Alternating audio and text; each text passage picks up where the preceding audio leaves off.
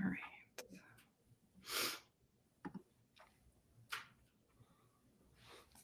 Hi, I'm Noel with Today's Brew, where top producing real estate agents share their tips and tricks on taking more listings, making more money, and having fun doing it.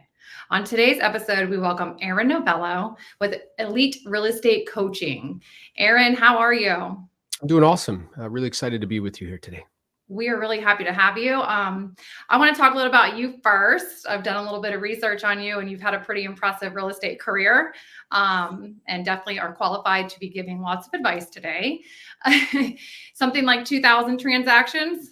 Yeah, 2,000 deals in my career. 80% of that business was listings sold. Awesome. I did over 100 transactions, 10 years in a row, did 200 deals a year twice. Woof. So what made you transition into coaching? Because I reached a place where there's only so much time in a day. And to me personally, I think doing 150, 200 transactions as an agent with a relatively small team of administrative staff and maybe like a couple buyer's agents, that's pretty much a cap. Mm-hmm. And I knew at the time that the next evolution was kind of to go the route of, like getting a space and perhaps building a team. And I really didn't have a heart for that. I wasn't interested in managing like salespeople at that kind of stage of my life. So the next logical thing to do would be to monetize the skill. And that truly, it grew organically, where people would reach out to me and be like, hey, could you like help me with this sort of thing? And I've never advertised or, kind of intentionally and purposefully sought out to do that. Mm-hmm. Somebody actually, they recorded me role playing without telling me. And then they actually blasted it out to a bunch of people. So people would come up to me at some of these learning events and be like, hey, I listen to you all the time. And I'm like, what are you talking about? And they're like, oh yeah, like I listened to this role play. So, that kind of helped to get things going. At first I was like, hey, this isn't cool. But then I'm like, oh, it's kind of cool because like people know that I have this particular skill set. And that's how it organically took place. Mm-hmm. Well, you do a very good job at it, because I've been watching some of your YouTube videos and I stumbled on you. I'm an agent as well. I was like, okay, he's got like a no BS approach. I like what he has to say. And I thought you would be a great asset for coming into 2024 and maybe helping agents, because I feel like, and you can let me know what you feel like, that 2024 might be a little bit difficult, lower inventory, less transactions coming into it, and what that means for agents in 2024. How are they going to hang on? I liked your term a little bit different. Like so, we went from 6 million transactions in 2022 to 3.9 million in 2023. That is a drastic drop in volume, right? 36%. So despite people posting like, hashtag blessed and like all this other stuff, the truth is that a lot of people felt that, right? Yeah. And are still continuing to feel it. And what I've shared with people is like, if I'm utilizing strategies and tactics that I used when money was 3% and I'm expecting the same outcome, that is delusional. Yes. That is like a weight loss program. Like you will lose weight doing that because you won't make any money. Yeah. So, when times get tough, only the skilled get paid. Mm-hmm. Okay.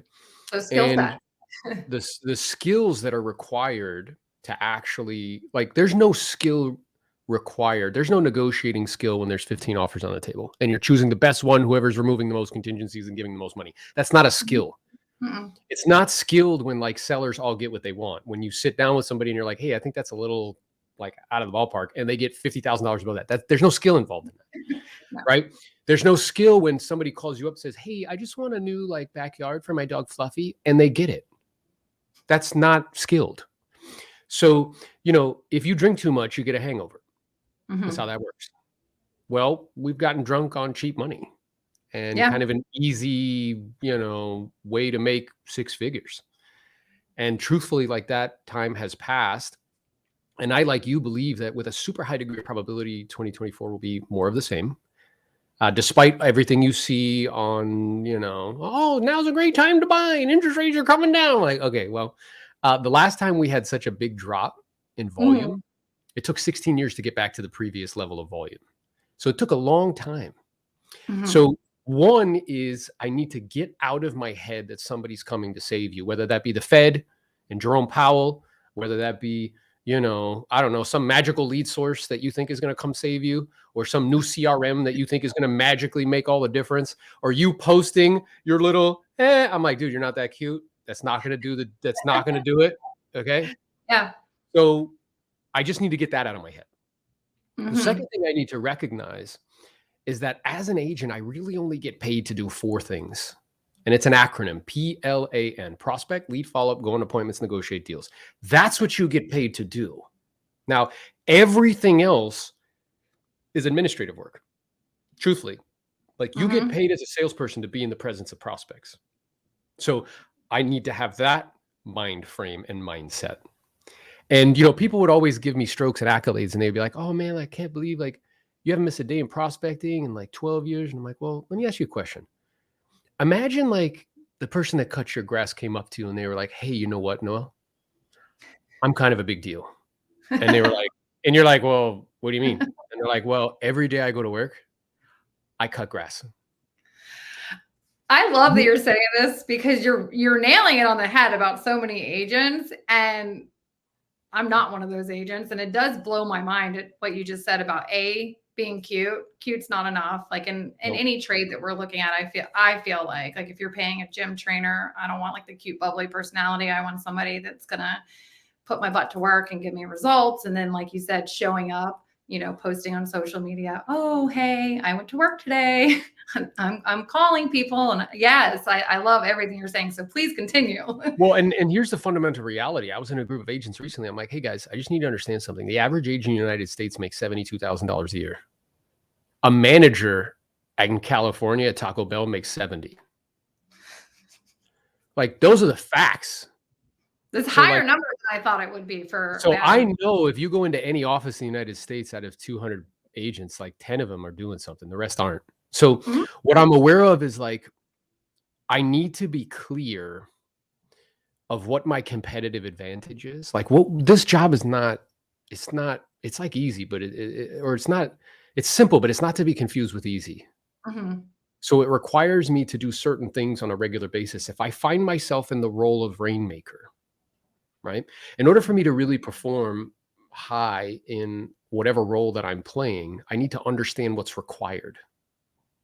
What is required to sell real estate in high volume is for you to wake up at a certain time every day before the sun gets up. Now, I know that when I say that to people, I did a post recently, there's like, 152,000 views. Half of them are like, "No, you don't." And the other half are like, "Yes, you do." One guy was like, "I just want average outcomes." I'm like, "So keep doing what you're doing then."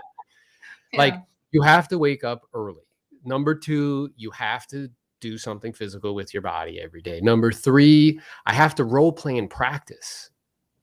It's interesting because in our society, with people that perform at high levels, we require that they simulate the activity before they can do the real thing. So doctors simulate on cadavers. We don't let them touch alive people. We let them touch dead people first. Pilots do not get into planes with real people. They have to get in a device actually called a simulator Mhm. to pretend to do the real thing before we will trust them with real people, right? Mhm. Yeah. Military, they simulate doing the activities all the time, right? Well, simulation for salespeople is role playing practice. How can you possibly get good at something you don't do all the time? You go on one listing appointment a year. How are you going to be good at that? You're not. You know what your strategy is going to be? "Oh my God, you have a puppy. I have a puppy. We should be best friends. You should list your home with me." That is not selling, It's that cute right? card It's that, again. yeah, it's like thinking like, you're going to like you have an awesome personality. I promise you. Yeah. That's not like the best. You know what I mean? So, and it's being overly concerned with getting people to like you. So, um, I need to understand that like what's required. So role playing practice is required, prospecting daily is required, learning how to present. Winging Mhm. it is not like a strategy. These conversations oftentimes are worth 10, 15, 20, $30,000, and most agents' strategy is to walk in and wing it. That's Mm. immature. That's not Yeah. like that's not like business minded, right? So I need to be practicing that on a regular basis. I need to learn how to handle objections. They're Yeah. all, and you know what's crazy? The objections never change. You ready? No. I got a friend in the business.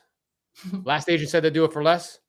Last agent said they have buyers in Venezuela, which is bullshit because they don't. Um, the last, I've never heard of your company. Where's your office? Like the objections are all the same. Your commission's too high. The listing agreement's too long.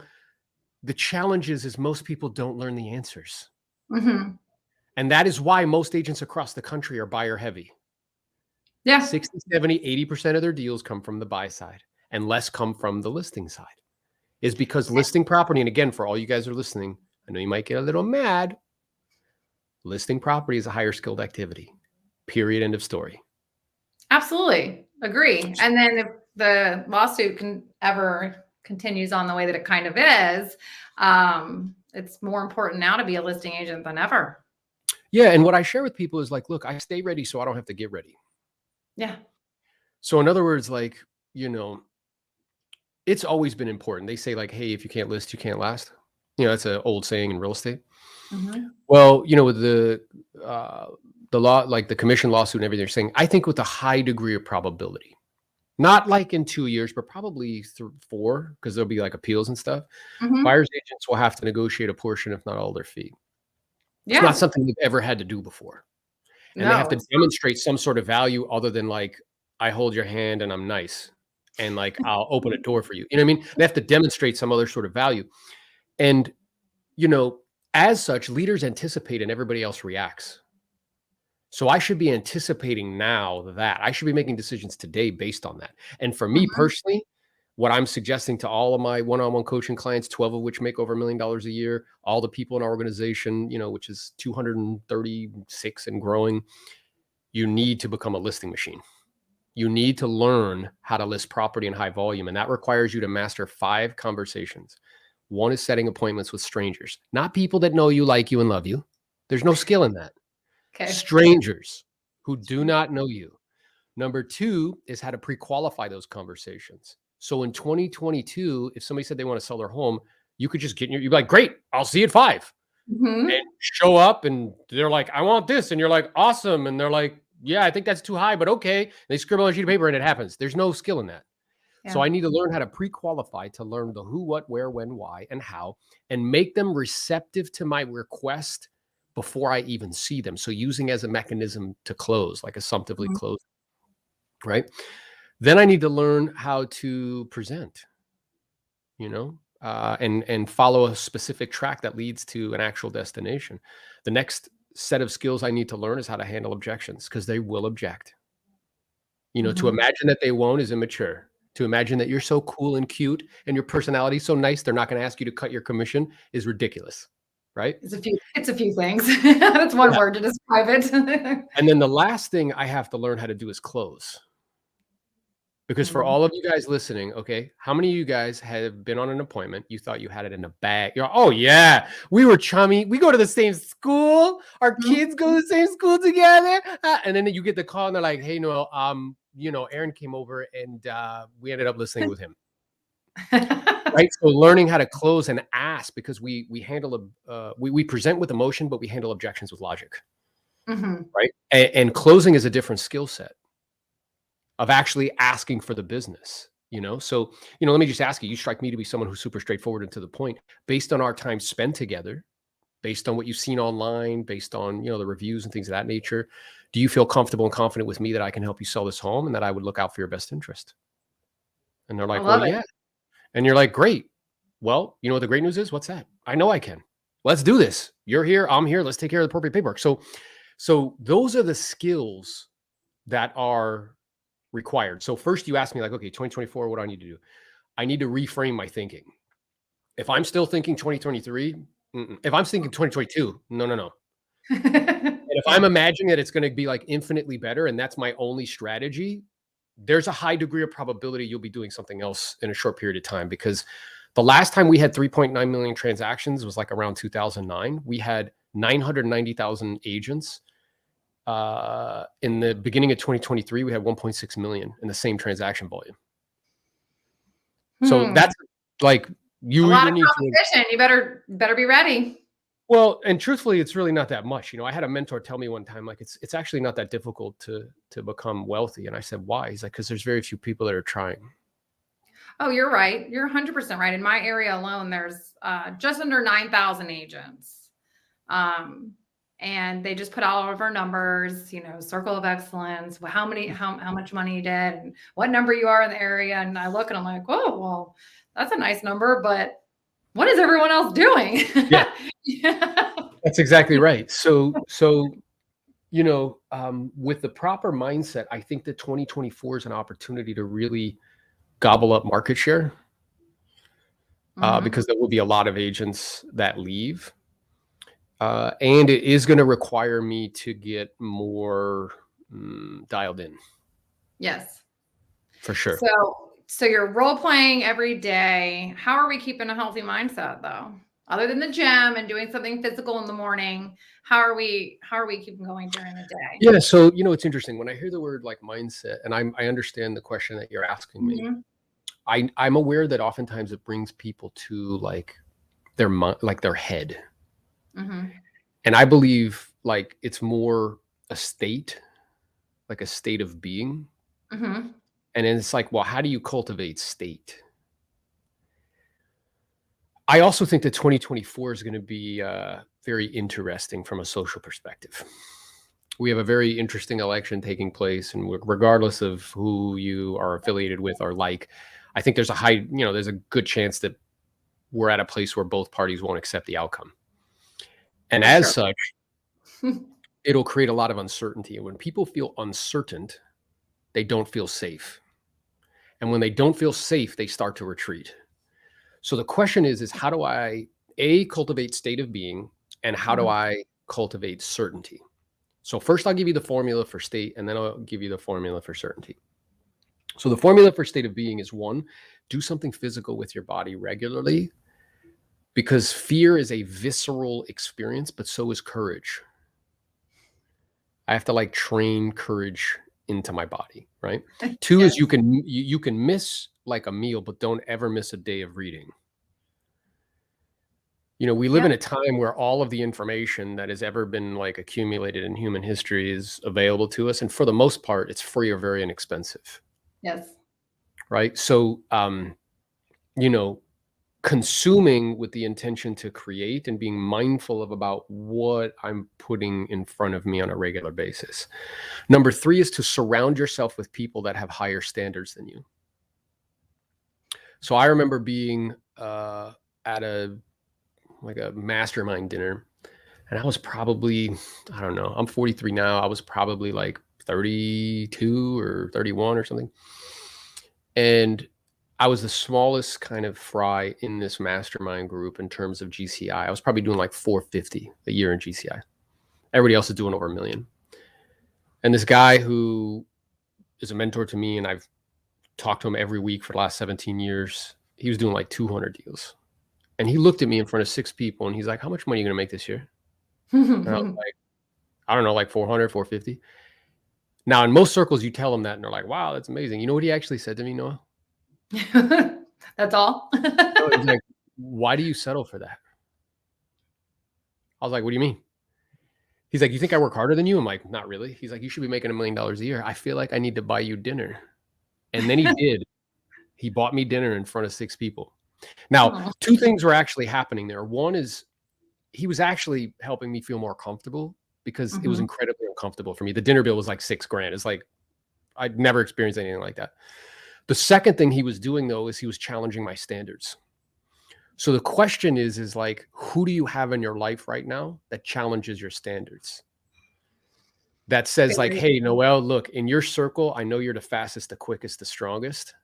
At the same time, what I'm seeing from you is not what you're actually capable of. Yeah. Right. So surrounding yourself with people that have higher standards. And then the last one is give way more than you expect to receive in return.